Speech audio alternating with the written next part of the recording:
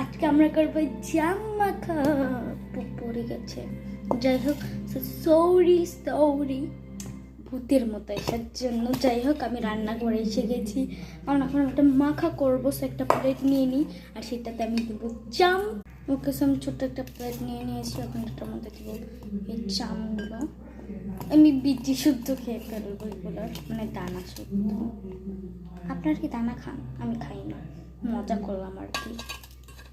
যাই হোক, আমি অনেকগুলাই জাম নিয়েছি, অত জাম আমি খাবো না এখন, মানে এখন রাত ভাই, আমি মাত্র খাইছি। যাই হোক, এখন আমি এগুলো ধুবো। চলো ধুয়ে ফেলি আগে। যেহেতু আমি কলটা সেরেছি, এখন একটু পানি দেয়নি।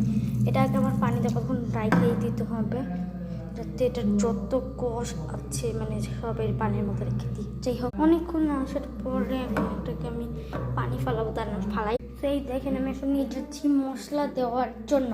মশলা বলতে আর কি ভাই, মরিচ ফাঁকি আর লবণ নিতে। যাই হোক, আমি হাতে দিয়ে দিছি তার, আর একটুখানি চিনি, কারণ চিনিটা দিলে একটু ভালো লাগে।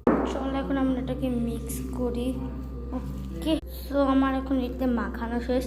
ওয়েট, এখন এটা রেডি হয় নাই গাইজ, আর একটু এখানে একটু আমি দিয়েছি তেঁতুল, কারণ তেঁতুলটা দিলে একটু ভালো লাগে। আবার মিক্সিং শুরু করে দিয়েছি।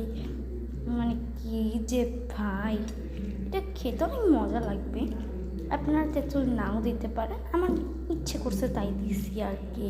আর একটুখানি কাসুন্দি। ও মাই গড, এটা কত পড়ে গেছে। ও মাই গড, আপনারা একটু কম করে দিন, আমার একটু বেশি পড়ে গেছে গা। যাই হোক, এটা দেখতে অনেক মিষ্টি লাগতেছে। যাই হোক, আমি আগে একটু খাইয়া দেখি মানে কেমন হয়েছে।